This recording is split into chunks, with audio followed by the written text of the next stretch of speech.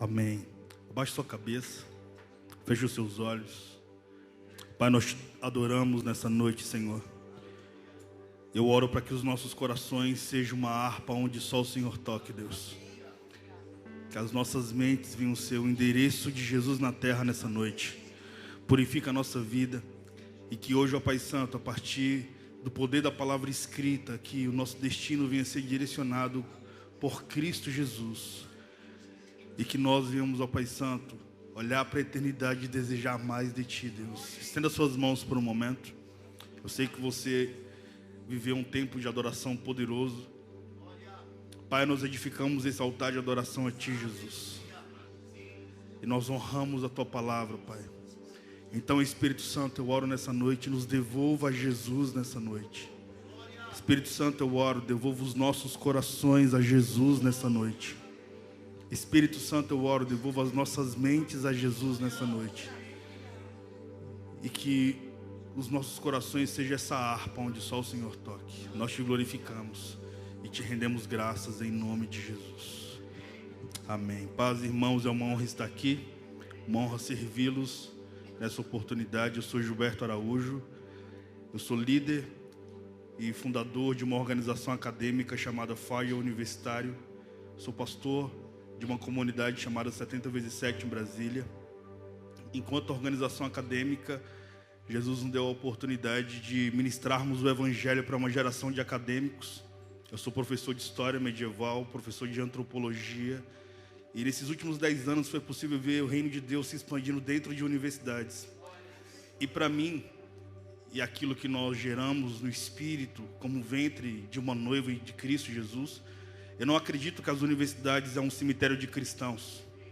Eu acredito que as universidades é o maior campo missionário da contemporaneidade.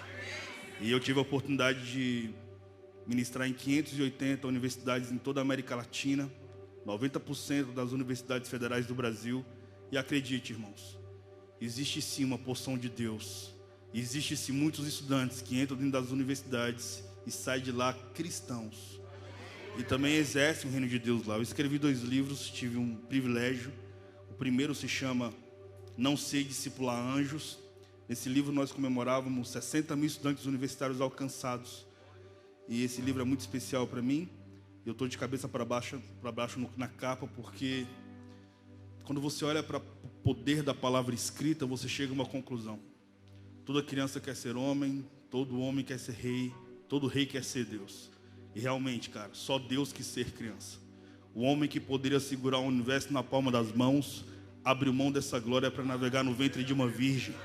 Ele não nasceu em berço esplêndido, mas Jesus de fato foi gigante pela própria natureza. E isso nos faz filhos de Deus. E o segundo livro é o Adoradores no Território Acadêmico, Graça Ensandecida, onde eu falo que Jesus nos deu a honra de alcançarmos 80 mil estudantes de antropologia, filosofia, psicologia, história e assim sucessivamente. Eu estou a São Paulo por uma missão específica e hoje na mesa com o seu pastor e com o companheiro de reino eu tive a sensibilidade de compreender de forma mais sólida. Antes de ministrar a palavra, deixa eu só mexer um pouco no seu coração, te chamar a atenção como igreja. Os últimos dados do IBGE chamam muito minha atenção enquanto acadêmico, pastor e líder de uma organização acadêmica. Apenas 8% dos cristãos evangélicos do Brasil têm nível superior. 67% dos cristãos evangélicos do Brasil têm um nível médio. Apenas 2% dos cristãos evangélicos do Brasil falam inglês fluente. Nós temos apenas 4,1% de professores cristãos no Brasil. O que significa dizer que possivelmente 95,9% dos professores da nossa nação surfam a partir de uma pedagogia ateísta humanista. Nós estamos a um ponto de perdermos uma geração de crianças e adolescentes. Isso é intensamente sério.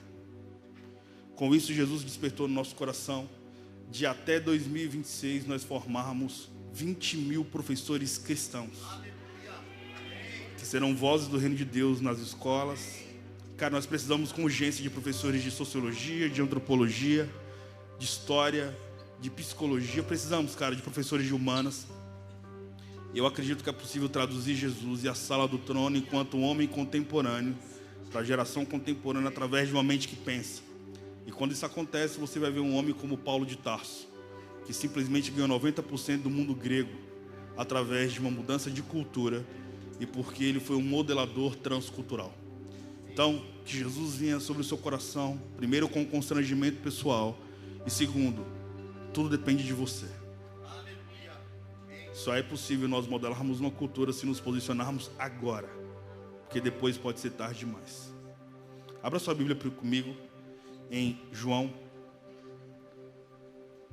capítulo 1, dos versículos 1 ao versículo 14.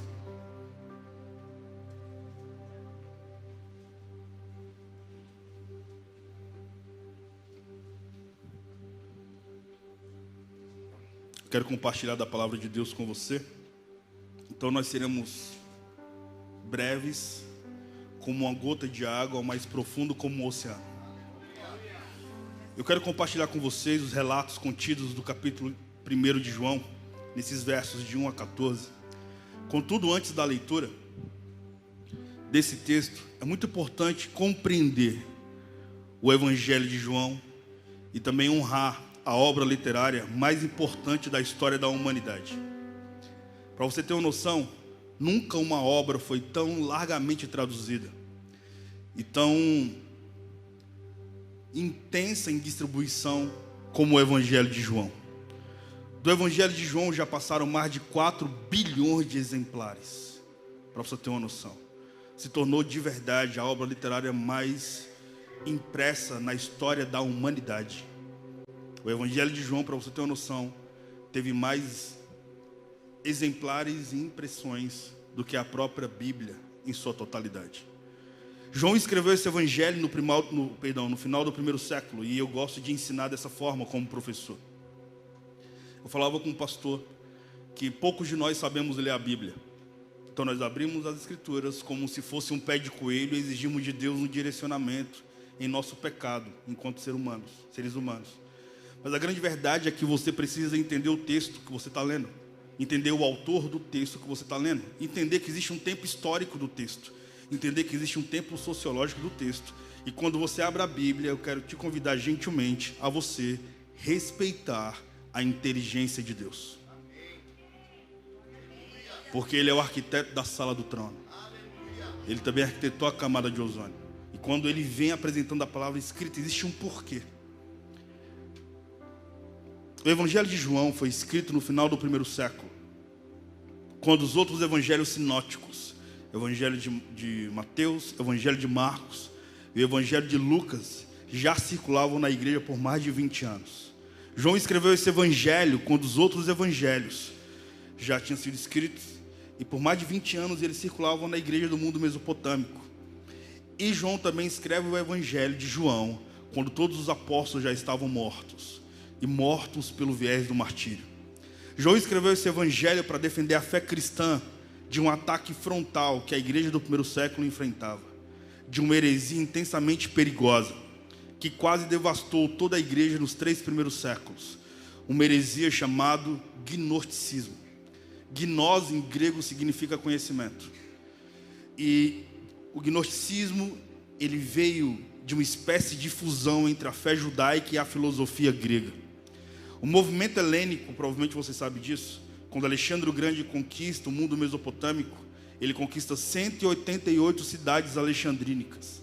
E ele batiza essas respectivas cidades com seu próprio nome em alta adoração, porque de fato ele foi um guerreiro fenomenológico. Ele alcançava geografias, mudava a cultura e colocava ali a pigmentação da cultura grega. Com isso, o movimento helênico trouxe toda essa transformação, uma espécie de carruagem de transformação social, através da filosofia, do politeísmo e da cultura grega. E um dos pilares do pensamento grego era o dualismo, onde a matéria é essencialmente má e o espírito é essencialmente bom. Dessa maneira, os gregos negaram, nos 3 primeiros séculos, as 3 principais doutrinas do cristianismo. Eles negaram a criação, negaram a encarnação e eles negaram a ressurreição de Cristo Jesus. Na mente de um grego, então, era impossível Jesus ser Deus no primeiro século. E era impossível Jesus ser homem ao mesmo tempo. Pois se ele tinha um corpo, e ele tinha, e o corpo é físico e material, e ele é, e como eles devaneavam, como o pensamento grego a partir da filosofia e toda essa característica, a matéria é má, então Jesus Cristo não poderia ser bom. E se Jesus Cristo não poderia ser bom, então Jesus Cristo não poderia ser Deus. Logo no final do primeiro século, começaram então a negar a divindade de Jesus Cristo. E provavelmente você é um leitor bíblico e conhece com riqueza de detalhes como a Bíblia, que direciona a sua alma para a eternidade, foi escrita. Você sabe que em 325 depois de Cristo existiu o Concílio de Nicéia. E o Concílio de Nicéia veio literalmente para provar a divindade de Jesus Cristo. João escreve então esse evangelho, o Evangelho de João, para provar uma tese. A tese de que Jesus Cristo é verdadeiramente Deus, sem deixar de ser verdadeiramente homem. Ele não deixou de ser Deus ao se encarnar como homem. E ele não deixou de ser homem ao voltar para os céus como Deus. Então, já na introdução do Evangelho de João, é como se João estivesse abrindo literalmente as cortinas da eternidade e ele estivesse apresentando Jesus para os gregos, de forma inteligente, de forma racional e como um senhorzinho pastor das 7 igrejas da Ásia: Éfeso, Esmirna, Pérgamo, Tiatira, Laodiceia, Hierápolis, Colossos e assim sucessivamente. João, ele tem a característica de escrever o Evangelho de João, porque ele apacentava mentes que pensavam e também judeus convertidos na geografia grega. E aí, João apresenta Jesus para os gregos gnósticos, exatamente assim. João 1:1, e ele diz: no princípio era o verbo, e o verbo estava com Deus, e o verbo era Deus. Ele estava no princípio com Deus.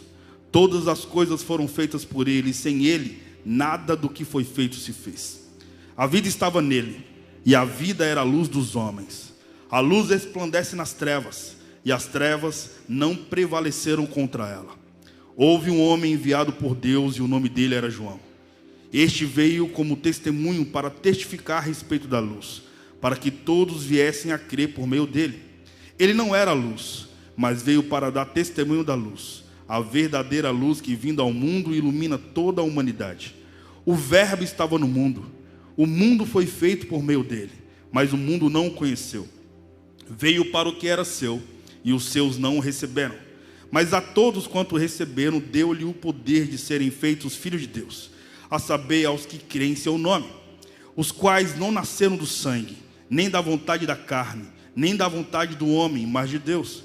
E o verbo se fez carne e habitou entre nós, cheio de graça e de verdade, e vimos a sua glória, glória como a do unigênito do Pai. Ao abrir então as cortinas da eternidade, irmãos, João quase nos tira o fôlego quando ele diz: no princípio era o verbo. E ele está conversando com os gregos. Vocês devem ter uma noção muito melhor da língua portuguesa do que eu. E vocês percebem aqui que o verbo ser não está no pretérito perfeito. Ele não diz: no princípio foi o verbo, mas está no pretérito imperfeito. Ele diz: no princípio era o verbo. Isso significa, irmãos, que quando tudo teve um princípio, e no princípio Deus criou os céus e a terra, o verbo já existia. O verbo então preexiste ao começo, o verbo preexiste ao início, o verbo preexiste à criação. Ora, se ele preexiste ao início de tudo, significa, irmãos, que o verbo é eterno. E se o verbo é eterno, ele só pode ser Deus. Por quê? Porque eternidade é um atributo exclusivo de Deus. João, então, ele chega a essa conclusão para literalmente discipular a mentalidade erudita dos gregos. Em 2007 eu tive a honra de ler um livro, difícil de ler e importante de ser lido, que foi As Categorias de Aristóteles. E o pensador grego diz que a humanidade só consegue compreender algumas coisas através de categorias humanas, através do tempo, do espaço e de tamanho. Irmãos, eu entendo um pouco de tempo, de eternidade eu não entendo. E eu explico. Se você tirar um dia de 7 dias, você não tem uma semana, certo? Se você tirar um dia de 31 dias, você não tem um mês. Se você tirar um dia de 365 dias, você não tem um ano. Logo, eu entendo de tempo. De eternidade eu não entendo. Se você tirar 1 milhão de anos da eternidade, quanto fica? E se você tirar 1 trilhão de anos da eternidade, quanto sobra? Portanto, irmãos, eternidade não é tempo. Eternidade é um atributo eterno. Logo, a humanidade não compreende de eternidade. Sabe por que nós não compreendemos de eternidade, irmãos? Porque a eternidade é um atributo exclusivo de Deus. E João ousa em dizer: no princípio era o Verbo, ele era Deus, e ele estava no início com Deus. João ainda diz que ele estava com Deus. Essa expressão na língua grega significa ele estava face a face com Deus. Se Deus é uma pessoa, irmãos, e ele é, e se o Verbo estava face a face com Deus e ele estava, logo o Verbo não é um ser impessoal, como pensavam os gregos, mas o Verbo é um ser pessoal, da mesma existência, da mesma essência e da mesma consubstancialidade de Deus. Nas palavras do concílio de Nicéia, ele foi Deus de Deus, luz de luz, co-igual, co-eterno e co-substancial com o Pai. E João então avança ao dizer: e o Verbo era Deus. Não um ser inferior a Deus, como dizia Ário de Alexandria, não um ser apenas superior aos anjos, mas um ser da mesma substância, tendo os mesmos atributos e realizando as mesmas obras de Deus. Concordando então com C.S. Lewis, quando João apresenta essa tese que é o Evangelho de João, e os gregos permitem-se serem discipulados por esse senhorzinho, antes dele escrever 1º, 2º, 3º João e também a carta de Apocalipse, João traz a sensibilidade da eternidade do Verbo. João traz a sensibilidade que provoca a mentalidade dos gregos. Sim, o homem que construiu os céus e a terra coube em um ventre de um bebê. E isso é um mistério. Muito semelhante a Hércules, na mitologia grega, escrita por um poeta cego chamado Homero, mas muito superior à literatura dos gregos. C.S. Lewis então diz: a respeito de Jesus, você tem apenas 3 opções. Ou ele é um mentiroso, ou ele é um louco, ou ele é Deus. E se ele não for o que diz ser, então ele é um mentiroso. Se ele não é quem ele pensou ser, então ele é um louco. Mas se ele for quem de fato afirmou ser, então ele é Deus. E é inevitável não nos rendermos por ele. Foi ele mesmo quem disse: quem vê a mim, vê ao Pai. Algumas pessoas ainda podem dizer: Gil, eu creio que Jesus foi apenas um grande profeta, como diz o Alcorão ao chamar Jesus de Issa. Ele pode ter sido, Gil, apenas um grande mestre moral. E outros ainda podem dizer: não, cara, ele não pode ter sido Deus, ele foi apenas um ser iluminado. Portanto, diante das evidências históricas e divinas a respeito de Jesus Cristo, só nos restam dizer como Tomé: Senhor meu e Deus meu. E nos curvarmos de forma totalitária e irracional, de forma racional, ao arquiteto da sala do trono. Quando eu abro as escrituras e mergulho sobre Jesus, inevitavelmente, cara, meu coração, ele se rende como acadêmico de humanas e como um homem que vive no apogeu da era digital como os dias atuais. Eu dizia à mesa hoje ao pastor e ao Daniel: uma criança de 12 anos na contemporaneidade tem mais informação do que o imperador romano tinha no auge de Roma. Não dá, irmãos, para dizer apenas que Jesus é Deus sem você fundamentar. Detalhe: se te pedirem uma opinião, apresentei um mundo com um fundamento bíblico. Porque, curiosamente, entre a sua opinião e a minha opinião, eu estou sempre concordando com o que eu penso.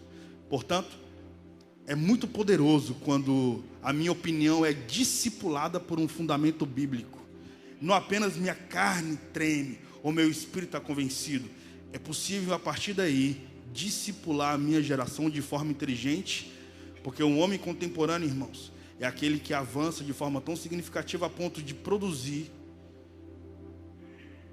a cópia de uma mente humana que cabe na palma da sua mão. Imagina João, há 2000 anos atrás, trazendo isso à tona. E João ainda avança ao dizer: ele estava no princípio com Deus. E que princípio, irmãos? O que o autor do Gênesis afirma: no princípio Deus criou os céus e a terra.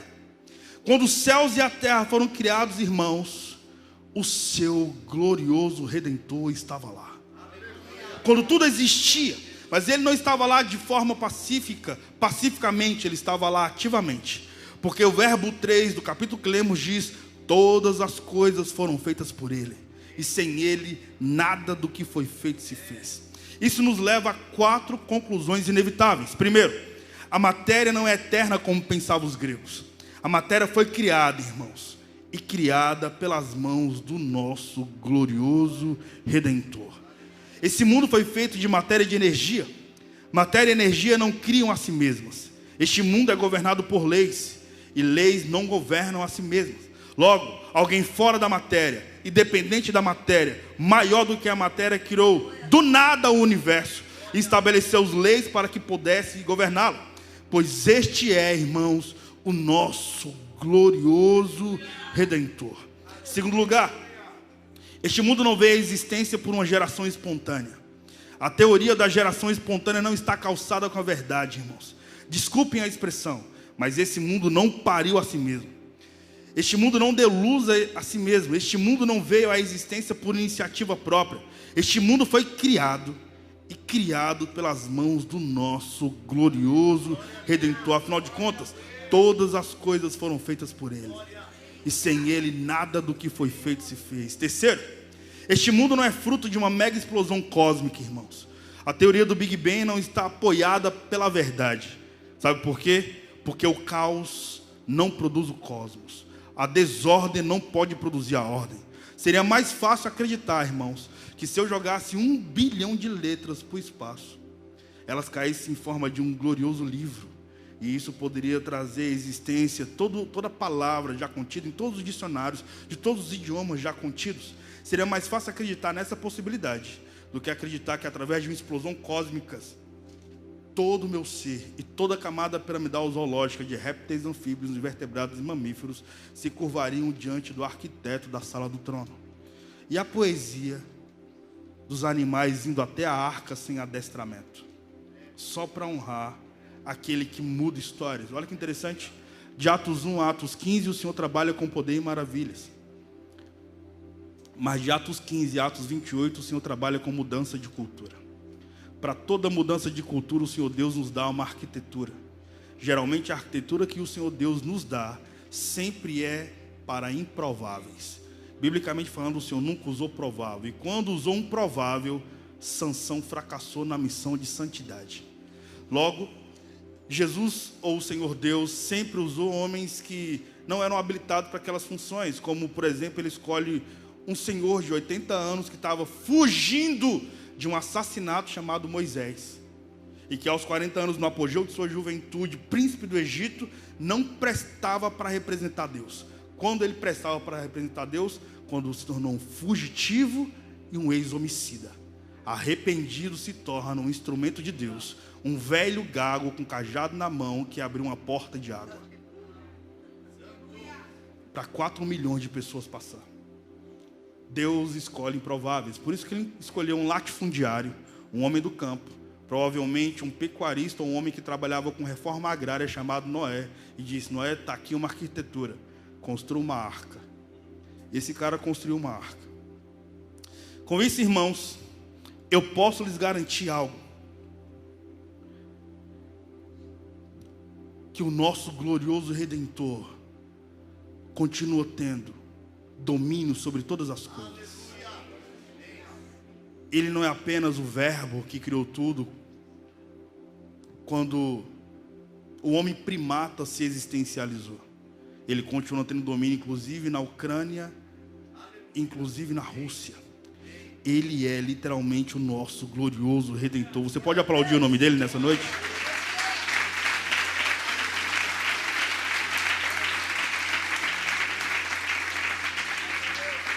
Todas as coisas foram feitas por ele, e sem ele nada do que foi feito se fez. Ele é glorioso, cara. Todos nós sabemos que em 1869 Charles Darwin havia publicado um livro chamado A Origem das Espécies, em Londres, na Inglaterra. Desde então, a teoria da evolução tem sido teses teóricas, pedagógicas e acadêmicas nas maiores escolas e universidades do mundo. Falta-lhes, entretanto, a evidência das provas. Que este mundo foi criado, irmãos, isso não é um artigo de fé. Que esse mundo foi criado, irmãos, isso é um artigo de ciência. O que nós cremos pela fé? Que o mundo foi criado pelas mãos do nosso glorioso Redentor. A grande pergunta nessa noite, então, para finalizar a parte A da minha ministração e para a penúltima parte. A grande pergunta é: qual é o tamanho do nosso glorioso Redentor? Até que nível o nosso glorioso Redentor tem influência sobre a sua existência? Até que ponto ele pode te influenciar a nível intelectual? E até que ponto as células do seu corpo se curvam diante da inteligência dele? Em 2019 eu tive a oportunidade de ser convidado, foi uma honra. Eu fui convidado pelo governo de Israel para conhecer aquela nação. E eu fui com 30 jovens pastores influentes do Brasil. E nós não tivemos contato religioso, nós fomos por um convite diplomático. E eram jovens que foram influentes, que estão na casa dos 30 anos. E nós tivemos contato com o reitor da Universidade de Tel Aviv, um dos maiores polos de tecnologia das nações da Terra após o Vale do Silício. Tivemos contato com a reitoria da Universidade de Jerusalém, com o ministro das Relações Exteriores de Israel.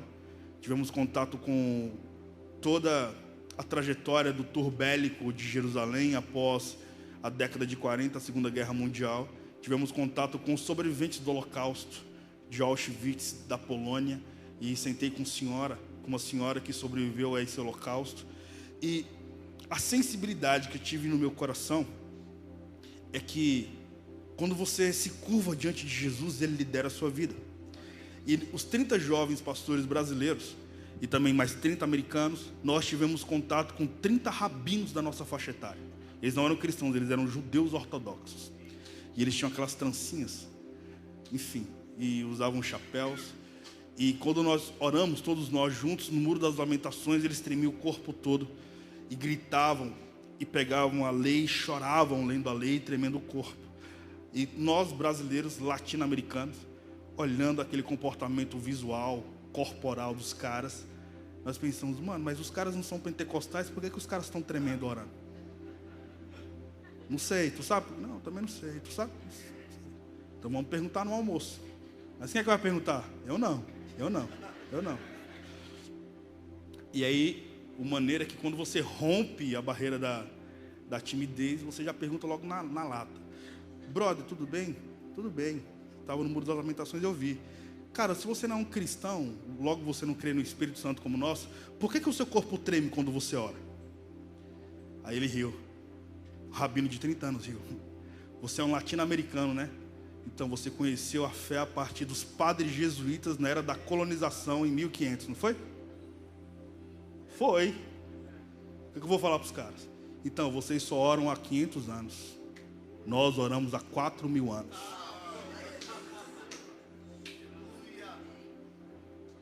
Vocês oram com os lábios, nós oramos com as células do nosso corpo. Se Ele arquitetou o universo, imagina cada pedaço do seu ser. Nós compomos o cardápio da superinteligente obra do Criador.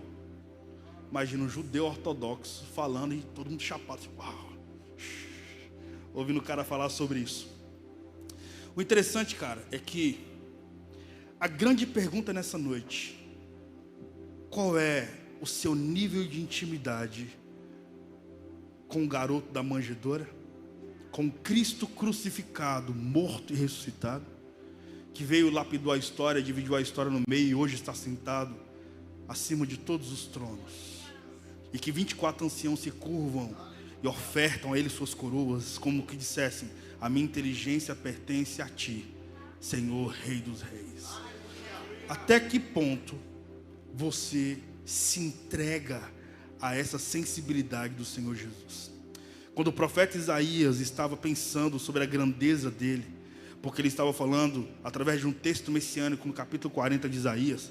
Ele disse que o nosso glorioso Redentor colocava todas as águas do oceano na concha de suas mãos. Agora pense comigo o tamanho dele. Pense no Atlântico, pense no Pacífico, pense no Índico, pense no Mediterrâneo. Imagina todas as águas do oceano na concha das mãos dele. Para você ter uma experiência do tamanho do seu Criador, do nosso glorioso Redentor, vai aqui para o Pacífico, tente esvaziar o oceano com um baldinho, vê quanto tempo isso vai levar. Pois o profeta Isaías disse que todas as águas do oceano cabiam na concha de suas mãos. Esse é o nosso glorioso Redentor.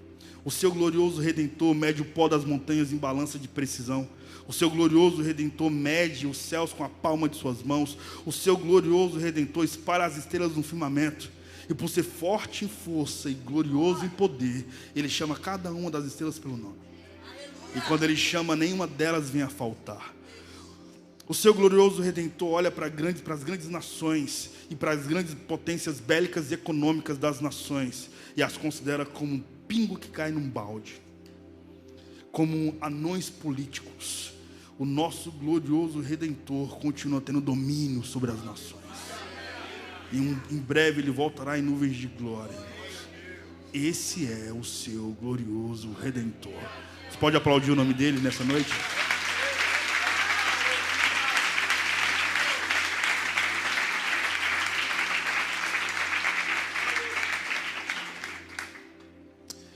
Agora pergunte para um astrônomo. Estão comigo, irmãos? Estão comigo aí? Eu ainda estou nos versículos de 1 a 5 de João. Porque João está provando a divindade de Jesus Cristo. O qual o tamanho do Deus que o Senhor é. Eu quero só me aprofundar um pouco para sair da parte 2 e para a parte final. Pergunte para um astrônomo. Qual é o tamanho do universo que o seu Criador mediu com a palma das suas mãos? Sabe o que um astrônomo vai responder? Eu não sei. Não sei o tamanho do universo. E quando ele diz eu não sei, ele não está confessando uma ignorância absoluta. Ele está afirmando que nenhum homem, por mais incrível que seja o seu conhecimento, por mais peregrina que seja a sua inteligência, sabia exatamente o tamanho desse universo, porque ainda é um objeto em estudo. Mas eu posso lhes garantir, meus amados irmãos, que o universo não é infinito. Porque infinitude é um atributo exclusivo de Deus. O que os cientistas já sabem e afirmam é que o nosso universo tem mais de 93 bilhões de anos-luz de diâmetro. Se Isaías diz que o universo foi feito com a palma das mãos de Deus, e é literalmente isso. Esse é o universo. Qual seria então o tamanho das mãos de Deus, segundo a ciência contemporânea, ao analisar o tamanho do universo que não é infinito? Porque um satélite Hard em 85 descobriu uma parede no universo. Os cientistas afirmam que o nosso universo tem mais de 93 bilhões de anos-luz de diâmetro. Qual o tamanho das mãos de Deus? 93 bilhões de anos-luz de diâmetro. Para percorrer de uma ponta a outra. O que significa isso? Significa que se você voar na velocidade da luz, 300 mil quilômetros por segundo, nessa velocidade, você demoraria mais de 93 bilhões de anos para ir de uma extremidade à outra do universo. Pois o seu glorioso Redentor criou tudo isso, irmãos. Pergunte para um astrônomo quantas estrelas existem. Sabe o que ele vai te responder, irmãos? Eu não sei. O que eles já sabem e afirmam é que há mais estrelas no firmamento do que todos os grãos de todas as areias e desertos do nosso planeta. Quer fazer uma experiência? Vai em uma praia. Enche sua mão de areia. Coloque essa areia numa tábua de vidro e pacientemente tente contar quantos grãos de areia cabem na palma de suas mãos. Pois há mais estrelas no firmamento do que todos os grãos de areia de todas as praias do mundo e desertos do nosso planeta. O nosso glorioso Redentor é tão forte em força e glorioso em poder, que a Bíblia diz que Ele chama todas as estrelas pelo nome. E quando Ele chama, nenhuma delas vinha a faltar. A partir do século XX, meus irmãos, a humanidade não tem dúvidas da grandeza insondável do macro-universo. Mas a humanidade está chocada com a grandeza insondável do micro-universo. Por exemplo, uma microcélula de um invisível vírus como a Covid-19 é mais complexa do que a cidade de São Paulo. Uma clara de ovo na sua geladeira é mais complexa do que a maior máquina que um ser humano poderia produzir. Um homem chamado Dr. John Wilson, uma das maiores autoridades do mundo em oftalmologia, um dos grandes mestres da Universidade de Harvard, disse que você e eu temos em torno de 2 milhões de fios duplos encapados em cada um dos nossos olhos. E que se não fosse assim, haveria um curto-circuito e nós ficaríamos cegos. Dr. Marshall Ehrenberg, prêmio Nobel em Biologia, fez uma das maiores descobertas do século passado. Descobriu que você e eu temos em torno de 60 trilhões de células no nosso corpo. E ele também descobriu que em cada uma dessas células, nós temos aproximadamente 1,70 centímetros de fita DNA no seu corpo. Ele descobriu que em cada uma dessas células DNA no seu corpo estão gravados e computadorizados a cor dos nossos olhos, o nosso dado genético, o nosso temperamento. E se você puxar a fita DNA do seu corpo, você tem mais de 102 trilhões de metros de fita DNA no seu corpo. E você e eu temos mais de 102 bilhões de quilômetros de fita DNA no seu corpo. Essa fita DNA no seu corpo, se esticadas e cada uma delas colocada em fileira, daria diversas voltas no sistema planetário. Não foi uma explosão do acaso que colocou isso dentro de nós. Não foi a teoria da geração espontânea que colocou isso dentro de nós. Foram as mãos do nosso glorioso Redentor. Todas as coisas foram feitas por Ele. E sem Ele, nada do que foi feito se fez. Você pode aplaudir o nome do arquiteto da sala do trono?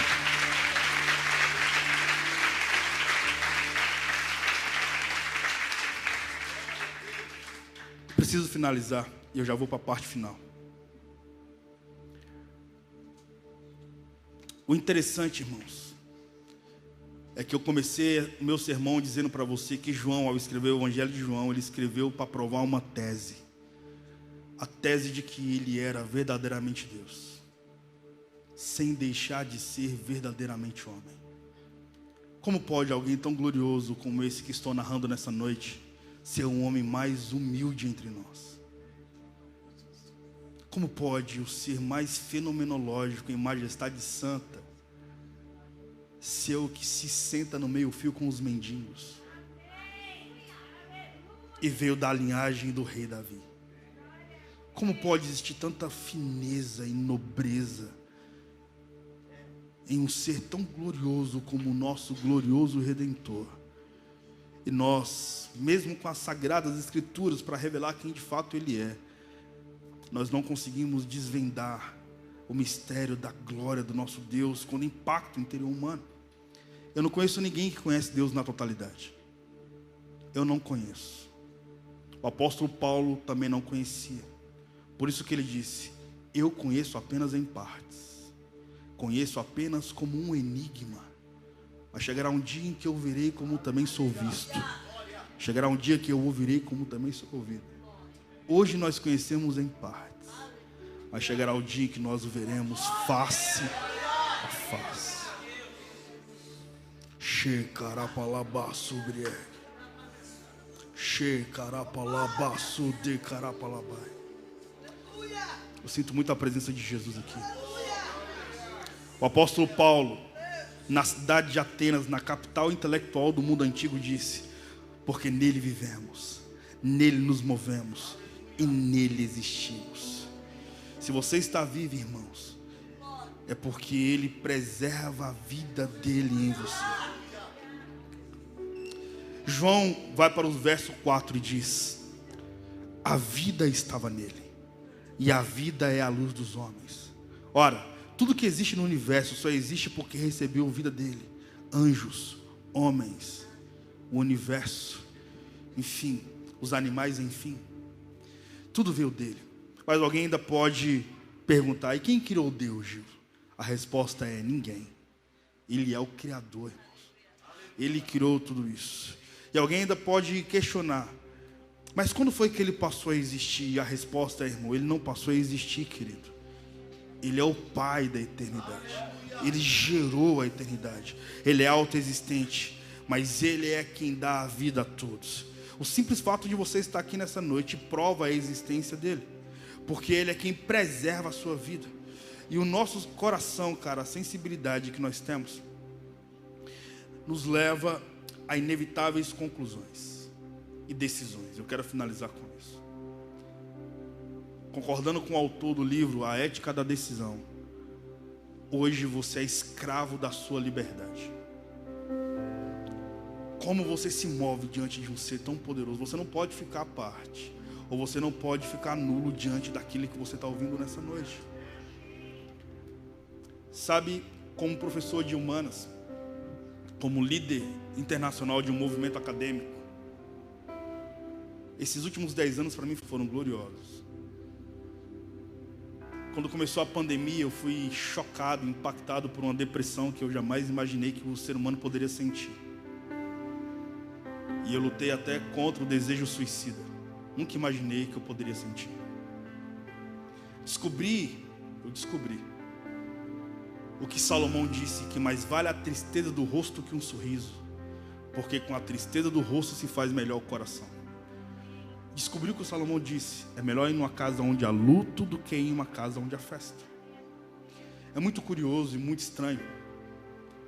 Possível, eu vou torcer, a única palavra absoluta que eu digo agora é essa, quase que minha opinião: é impossível amadurecer sem dor. Por quê? Um homem chamado Lewis Carroll, ele presenteou uma frase para a humanidade ao escrever Alice no País das Maravilhas, que é chocante. Ele diz: que pena que a juventude é desperdiçada com jovens. Por que o amadurecimento não vem no apogeu dos 14 anos? E por que Jesus demorou 30 anos para ser o Cristo e se revelar de forma messiânica? Porque é necessário amadurecer para chegar a alguns processos. E aí, cara, o que gerou vida em mim foi deletar minhas redes sociais, diminuir o volume das vozes de todos que falavam ao meu redor e trancar a porta do meu quarto e mergulhar sobre Jesus. E eu coloquei em xeque a minha fé em 2020 e li a Bíblia 6 vezes com riqueza de detalhes. Li com riqueza de detalhes sobre os 40 autores bíblicos, sobre todas as traduções bíblicas. Compreendi como Deus se move através do juízo, da misericórdia e da graça. Chorei diversas vezes lendo o texto sozinho no meu quarto. Jesus se revelou no apogeu da minha solidão. Falei hoje ao pastor e ao Daniel à mesa que Mateus capítulo 6 é um texto tão glorioso, quando Jesus diz: não faça como os hipócritas que oram em praças públicas com vozes altas, extraindo para si a santidade visual. Quando você for orar ao Senhor seu Deus, tranque a porta do seu quarto.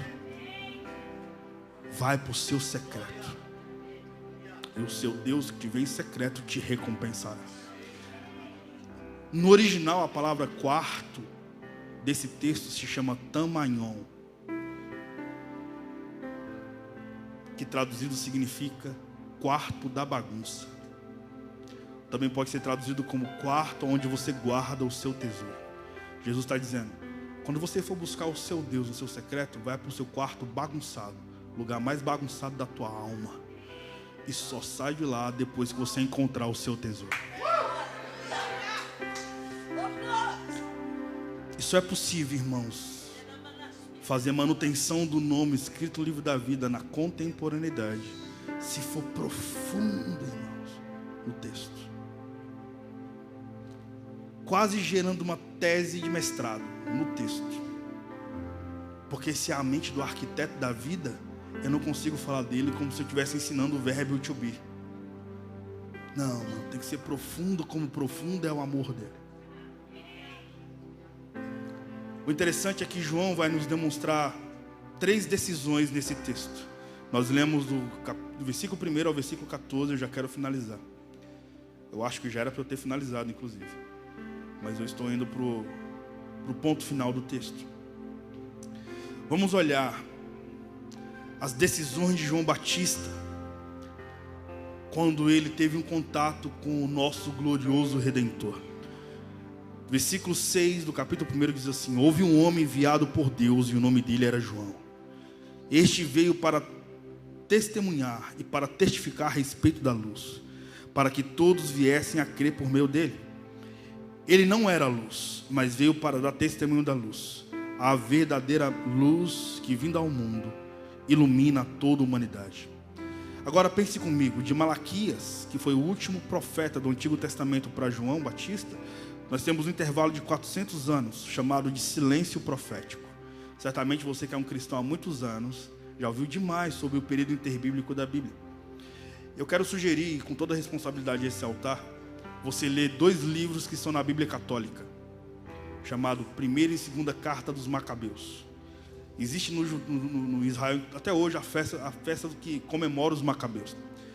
A Carta dos Macabeus, que são livros apócrifos que estão na Bíblia Católica, narram como era sociologicamente a sociedade de Israel, a cultura de Israel nos 400 anos que antecederam a vinda de Jesus.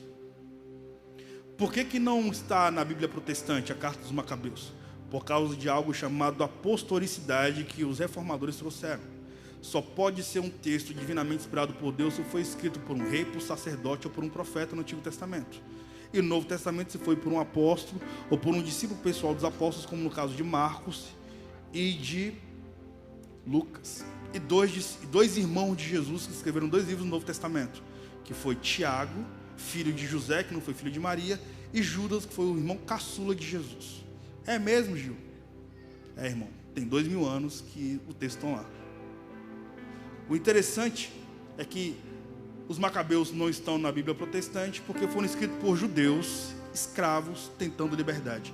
Os Macabeus eram um grupo revolucionário que tentava independência de potências internacionais nesses 400 anos que antecederam Jesus, a vinda de Jesus.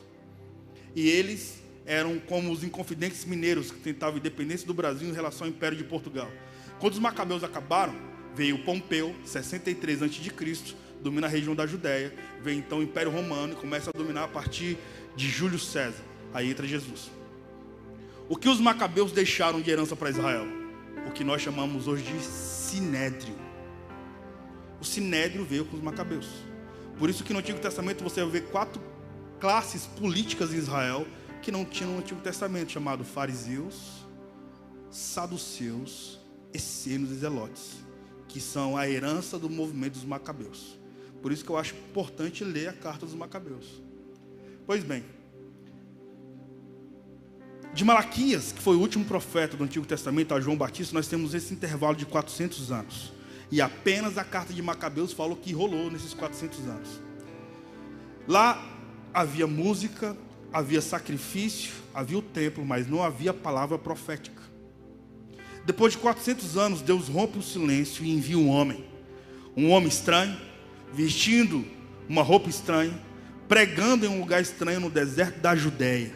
A Bíblia diz que as multidões fluíam para ouvi-lo, porque ele pregava o batismo de arrependimento para a remissão de pecados. Quando João vê aquele congestionamento humano se aproximando dele, lá havia soldados, havia publicanos, havia fariseus e saduceus.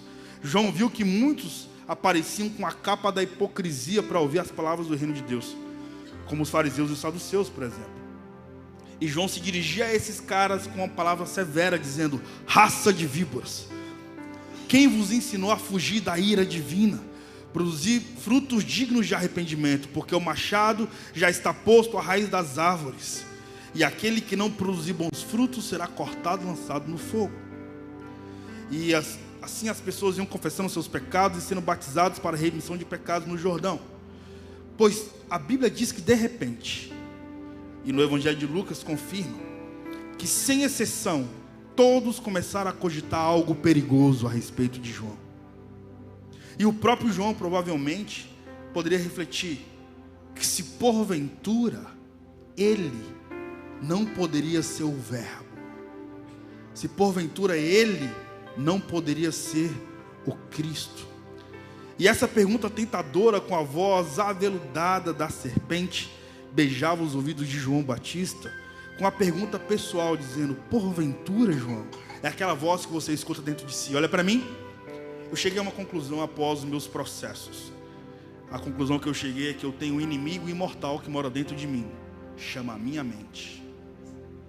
A mente não é um público que te aplaude, a mente sempre será uma plateia que te vai.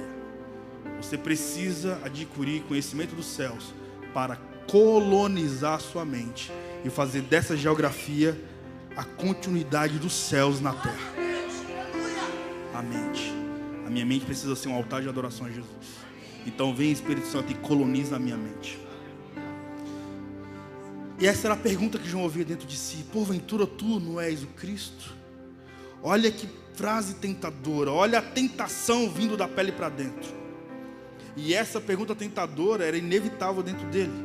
Se João tivesse mordido a isca venenosa, ele poderia ter pensado que sim, ou pensado: na verdade, todos acham que eu sou o Cristo, talvez eu seja mesmo. Olha o fenômeno que eu sou. Lembra muito os digitais influencers, onde as multidões fluem para ouvi-los, e eles carregam mensagens e eles acreditam serem o Cristo. E João nos ensina quando isso acontece a um digital influencer. Talvez essa pregação seja para um, inclusive.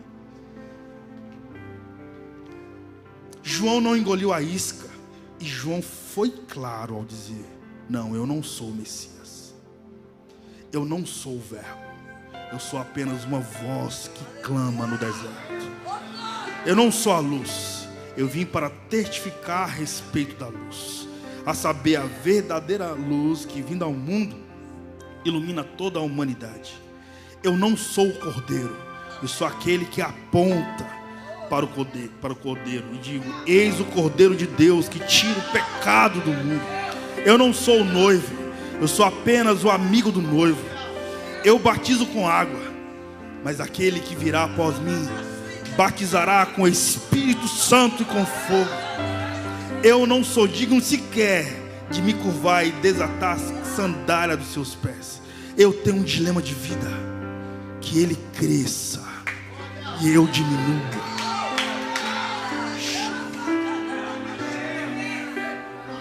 O que João está nos ensinando? Que embora eu me pareça com ele, eu não chego nem perto de seus pés. É o nosso Senhor, é o nosso glorioso Redentor.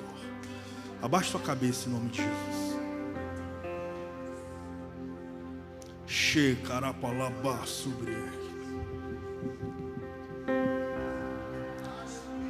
Quantas vezes, irmãos, você não esteve sozinho e Jesus foi a sua única companhia? Quantas vezes os ventos sopraram e o Senhor foi a sua única rocha sólida? Jesus manda dizer essa noite: filhos, você não é órfão. A mesma frase que o Senhor soprou no almoço.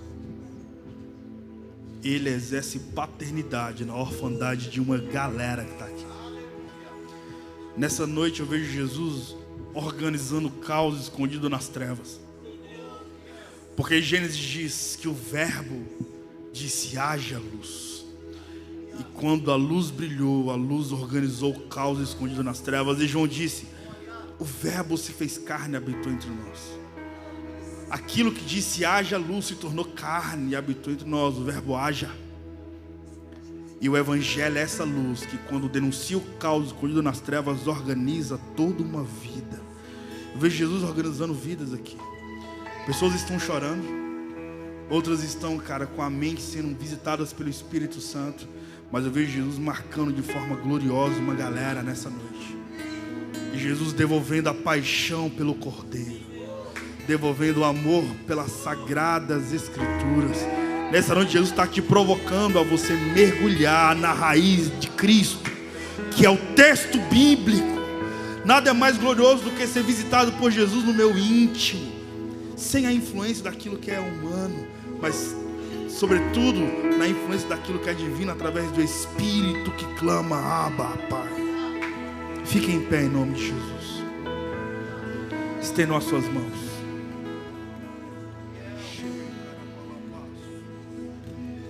O time de louvor vai liderar uma adoração. Sabe, Davi andava com uma espada em uma mão e com uma harpa em outra mão. A espada era para assassinar inimigos, e a harpa era para expulsar demônios. Os demônios sabem. É por isso que em um culto você vai ter a espada, que é a palavra, e a adoração, que é uma harpa. A minha oração nessa noite é que o seu coração seja uma harpa onde só o Senhor toque, e que nós vamos ser chamados de casas de adoração. O nosso glorioso Redentor está aqui, irmãos. Eu quero te convidar a você a erguer as suas mãos em sinal de adoração a Jesus. Pode estender as suas mãos bem alto.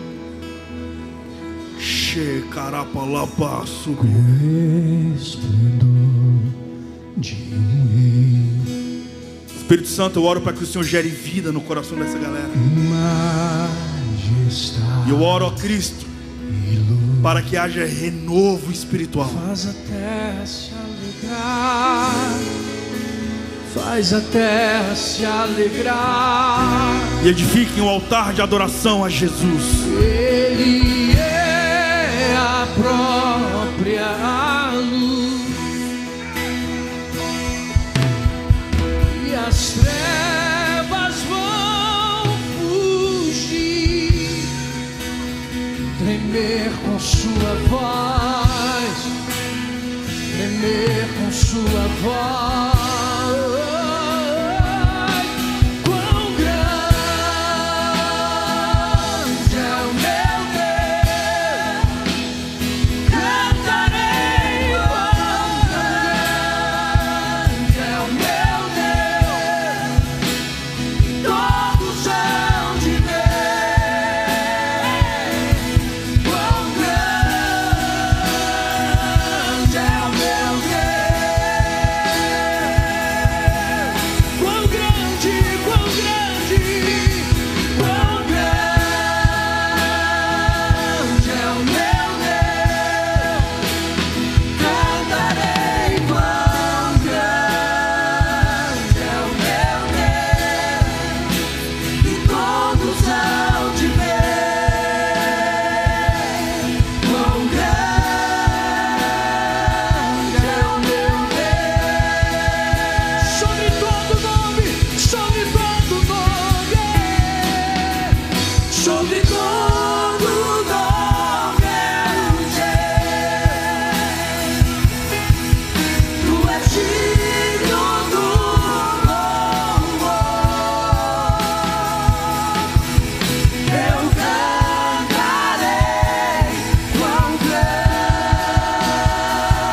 é o meu Deus. E sobre todo nome, só a igreja, vamos lá. Sobre todo nome, tu és digno do louvor. Eu cantarei.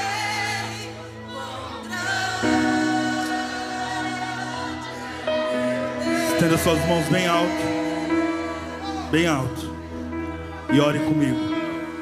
Pai nosso que estais nos céus, santificado seja o teu nome. Venha a nós o teu reino. Seja feita a tua vontade, assim na terra como nos céus. O pão nosso de cada dia nos dai hoje. Perdoai as nossas dívidas, assim como nós perdoamos aos nossos devedores. E não nos deixeis cair em tentação, mas livra-nos do mal, porque teu é o reino, o poder e a glória para todos sempre. Amém. Aplauda o nome do Senhor. Aplauda o nome do nosso glorioso Redentor.